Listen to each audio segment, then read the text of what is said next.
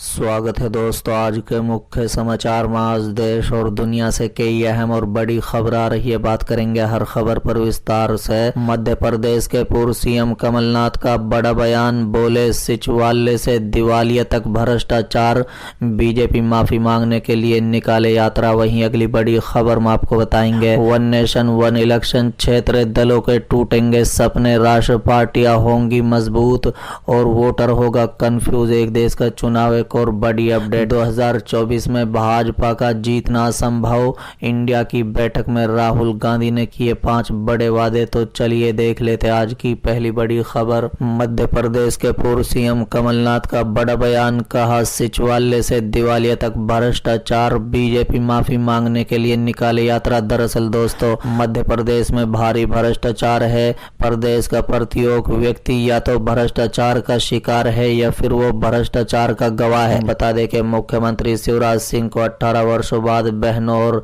शासकीय कर्मचारियों की याद आई है। बता दें कि भाजपा चुनाव के लिए तरह तरह की यात्राएं निकाल रही है। उसे देश के लोगों से माफी मांगनी चाहिए, यात्रा निकालनी चाहिए। ये बात पूर्व मुख्यमंत्री कमलनाथ ने शुक्रवार को शहर के दशहरा मैदान में आयोजित जनसभा को संबोधित करते हुए कही। बता दें कि पूर्व मुख्यमंत्री ने आरोप लगाते हुए कहा है कि भाजपा राज में भ्रष्टाचार बढ़ा है। मध्य प्रदेश में सबसे ज्यादा महिलाओं पर अत्याचार हो रहे हैं। भाजपा की सरकार ने घर घर शराब परोसने का काम किया है।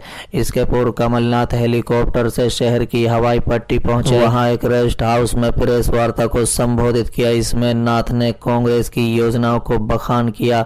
उन्होंने कहा है कि कांग्रेस की सरकार बनते ही किसानों का कर्ज माफ होगा। प्रेस वार्ता के बाद शहर के निजी बस स्टैंड से दशहरा मैदान तक नाथ ने रोड शो किया।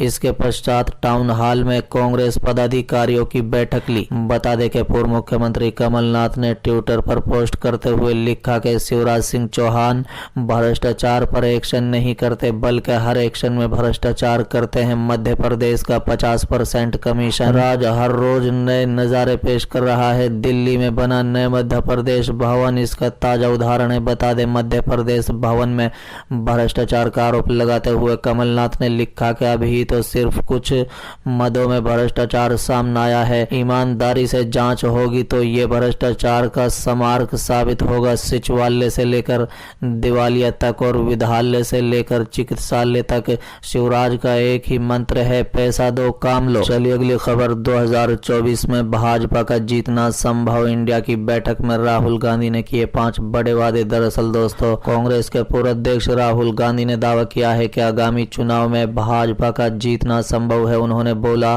कि विपक्षी गठबंधन Indian national democratic inclusive alliance यानी इंडिया में शामिल धड़क दल देश की 60% आबादी का प्रतिनिधित्व करते हैं और अगर वो एकजुट होकर चुनाव लड़ेंगे तो भारतीय जनता पार्टी के लिए जीत असंभव हो जाएगी। बता दें, विपक्षी गठबंधन इंडिया की बैठक के बाद राहुल गांधी ने कहा है कि 2 प्रमुख बातें हैं। पहली ये कि एक समन्वय समिति और इस समन्वय समिति के अंतर्गत समितियां होंगी। दूसरी बात यह है कि हम सीट बंटवारे पर सभी चर्चाओं और निर्णयों में तेजी लाएंगे और उन्हें जल्द से जल्द पूरा करेंगे। उन्होंने विपक्ष के कई नेताओं की मौजूदगी में कहा है कि यह स्टेज 60% भारतीय जनसंख्या का प्रतिनिधित्व करता है। अगर इस मंच पर सभी पार्टियां एकजुट हो गई तो भाजपा के लिए चुनाव जीतना संभव हो जाएगा। राहुल गांधी ने कहा है कि मुझे पूरा विश्वास है कि इंडिया गठबंधन भाजपा को हरा देगा। इस गठबंधन में असली काम इस गठबंधन के नेताओं के बीच बनने वाले रिश्ते हैं। मैं विश्वास के साथ कह सकता हूं कि इन बैठकों ने सभी नेताओं के बीच तालमेल बनाने और ये सुनिश्चित करने में ज़बरदस्त काम किया है कि हम सभी एक साथ मिलकर काम करें। उनके अनुसार मैं देख सकता हूं कि जिस तरह से हम चीज़ों को देख रहे हैं उसमें सभी नेताओं के बीच लचीलापन है। बता दें कि राहुल गांधी ने अडानी से जुड़े मामले का उल्लेख करते हुए आरोप लगाया कि प्रधानमंत्री नरेंद्र मोदी और एक विशेष कारोबारी के बीच 60 गांठ सबके सामने है। उन्होंने कहा है कि प्रधानमंत्री और भाजपा का भ्रष्टाचार के साथ गठजोड़ है। यही पहली चीज है जिसे इंडिया गठबंधन लोगों के सामने उजागर और साबित करेगा। प्रधानमंत्री नरेंद्र मोदी की सरकार का विचार गरीबों से पैसा निकाल कर कुछ सीमित लोगों तक पहुंचाना है। बता दें कि राहुल गांधी ने कहा है कि ये गठबंधन जो विचार पेश करने जा रहा है वो एक बार फिर गरीबों को इस देश की प्रगति में शामिल करेगा। उन्होंने अपने हालिया लद्दाख दौरे का उल्लेख करते हुए कहा कि मैंने लद्दाख में एक सप्ताह बिताया। मैं पेगोंग झील पर गया जहां उसके ठीक सामने चीनी है। लद्दाख के लोगों के साथ मेरी विस्तृत चर्चा हुई। शायद लद्दाख के बाहर के किसी भी नेता ने लद्दाख के लोगों के साथ ये सबसे विस्तृत चर्चा की है। कांग्रेस नेता ने दावा किया है कि वहां पर लोगों ने मुझे स्पष्ट रूप से बताया प्रधानमंत्री इस तथ्य के बारे में झूठ बोल रहे हैं कि चीन ने भारत से जमीन नहीं ली है। लद्दाख का एक एक व्यक्ति जानता है कि भारत के लोगों को लद्दाख के लोगों को भारत सरकार ने धोखा दिया है। उन्होंने कहा है कि लद्दाख में जो हुआ है वो बेहद शर्मनाक है। बता दें कि लालू प्रसाद यादव ने इंडिया की बैठक में प्रधानमंत्री को जमकर खरी खोटी सुनाई। उन्होंने कहा है कि विपक्षी दल एकजुट नहीं थे, इसका फायदा नरेंद्र मोदी ने उठाया। लालू ने केंद्र सरकार पर निशाना साधा और कहा कि अल्पसंख्यक देश में खुद को सुरक्षित नहीं महसूस कर रहे हैं, महंगाई चरम पर है। आम आदमी पार्टी के संयोजक और दिल्ली के मुख्यमंत्री अरविंद केजरीवाल ने कहा कि ये गठबंधन कुछ दलों का नहीं बल्कि 140 करोड़ जनता का गठबंधन है। केजरीवाल ने अडानी समूह से जुड़े मामले का उल्लेख करते हुए आरोप लगाया कि पूरी केंद्र सरकार सिर्फ एक आदमी के लिए काम कर रही है। ये सबसे भ्रष्ट और अहंकारी सरकार है। द्रमुक अध्यक्ष और तमिलनाडु के मुख्यमंत्री M.K. स्टालिन ने शुक्रवार को विपक्षी गठबंधन इंडिया के साझेदारों से तुरंत एक न्यूनतम साझा कार्यक्रम यानी CMP तैयार करने का आग्रह किया और कहा है कि यह गठबंधन का चेहरा होगा। मुंबई में विपक्ष की बैठक को संबोधित करते हुए स्टालिन ने कहा कि तुरंत एक समन्वय समिति गठित की जानी चाहिए और एक CMP तैयार किया जाना चाहिए। उन्होंने कहा है कि यह CMP विपक्षी गठबंधन इंडिया का चेहरा होगा। भाजपा सरकार ने देश के कई तरीकों से बर्बाद कर दिया है।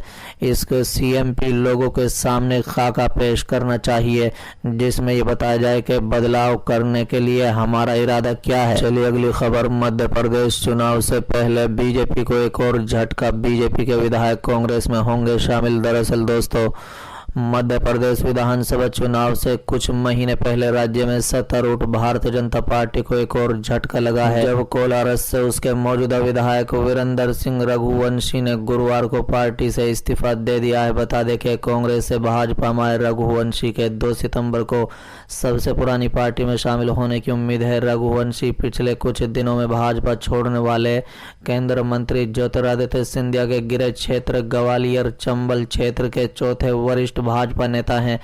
अपने त्याग पत्र में विधायक ने आरोप लगाया कि सिंधिया को भगवा पार्टी में शामिल होने के बाद उन्हें भाजपा में नजरअंदाज किया गया। बता दें रघुवंशी ने राज्य भाजपा प्रमुख VD शर्मा को लिखे पत्र में कहा कि ग्वालियर चंबल संभाग में मेरे जैसे पार्टी कार्यकर्ताओं के नए आए भाजपा सदस्यों द्वारा नजरअंदाज किया जा रहा था, जबकि हमने 2014 और 2019 के लोकसभा चुनाव में पार्टी के लिए समर्पित रूप से काम किया था।